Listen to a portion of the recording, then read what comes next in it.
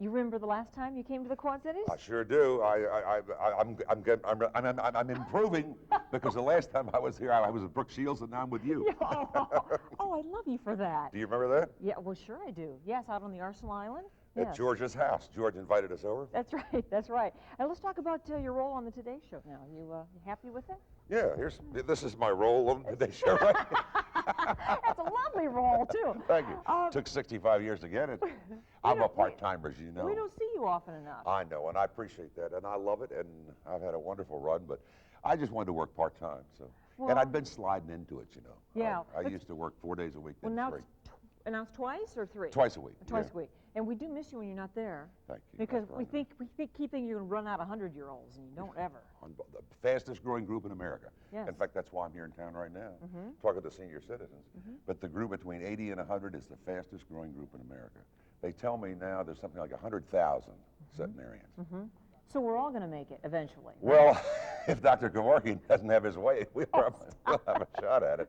So what do you think about when you come to places like this and you do your talk? And sort of, what do people want to know from you? Well, I think the nice thing is I always feel comfortable and feel at home, and I always like to eat. If you can look at that roll, when the roll is called up yonder, I'll be there. But we were just chatting here a minute ago because I was doing a radio interview before I came down last week, and they asked me if I remembered any place that I ate here, and I said, I do. Best food I ever had in my life. Where?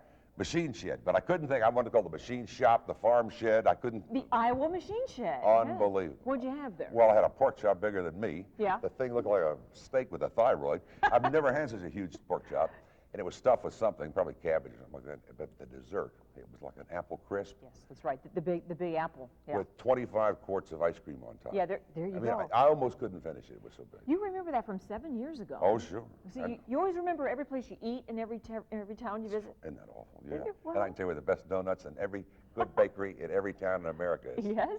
And I do want to say this before I forget it, and I told you when I came in. Everybody on that airplane, they said, you're going to be with Paula, you're going to be with Paula. You must have the biggest audience in the world, and I know I'm stroking you. Yes, but more. May I stroke you now? Oh, thank you. Oh, that's for good luck, isn't it? Yeah, is it sweaty? Look, it's growing. Can you see that? You told me that you combed it with a washcloth. I did this Very morning, nice. yeah, today. Because you forgot your comb? I left my comb, and I didn't plan on sleeping for 2 hours, and always, you said I got a wrinkle on this side, Yeah, can you see it? a little bed wrinkle right there. Willard came in and said he just took a little nappy. Oh, I did love those power naps, don't you? Well, that's another thing. The older I get, the more I really enjoy a nap. And I'll sleep maybe for 3 hours in the afternoon, and then I sleep about 4.5 at night.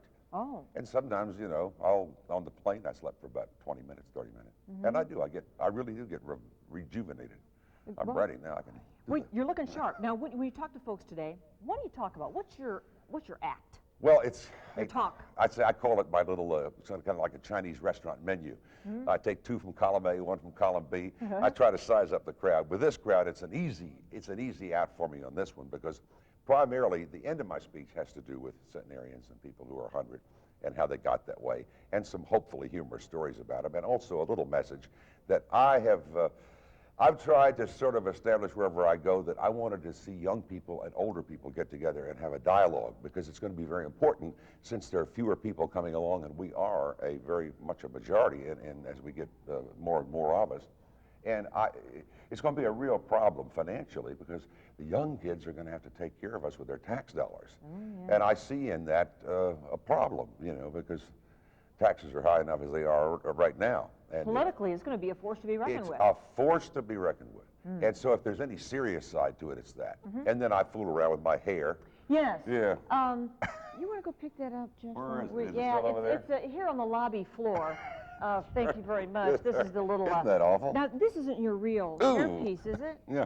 No, actually, no. This is part of the speech. What it is I want to look macho. I want all the women in the Quad Cities to think I'm me, Viagra.